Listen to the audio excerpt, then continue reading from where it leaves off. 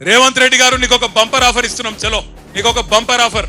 నువ్వు అంటున్నావు కదా నేను కుల గణన చేసిన బీసీలందరూ సంతోషంగా ఉండ్రు, నేను రైతు బంద్ వేసిన రైతులందరూ సంతోషంగా ఉండ్రు, రైతు కూలీలకు పైసలు వేసిన వాళ్ళు సంతోషంగా ఉన్నారు, అందరు ఇండ్లకు కాయిదాలు ఇచ్చిన పేదోళ్ళందరూ సంతోషంగా ఉన్నారు అంటున్నావు కదా. దమ్ముంటే రేవంత్ రెడ్డి కొడంగల్ ఎమ్మెల్యే పదవికి రాజీనామా చేసి మళ్ళీ ఇక్కడికి రా, ఎవరు గెలుస్తారో చూద్దాం. నీకు మాటిస్తున్నాం. మేము ఇంతమంది రాము, నువ్వు భయపడకు. మేము ఇంతమంది రాము ప్రచారంకు. మా పట్నం నరేందర్ రెడ్డి నామినేషన్ వేసి ఇంట్లో కూర్చుంటాడు, బయటికి కూడా రాడు. మేము జిల్లా నాయకులం కొంతమందిని తిరుగుతాం. గెలుచుడు కాదు నేను చెప్పేది. 50,000కు ఒక్క ఓటు తక్కువ వచ్చినా నేను రాజకీయ సన్యాసం చేసి మళ్ళా రాజకీయంలో కూడా ఉండా.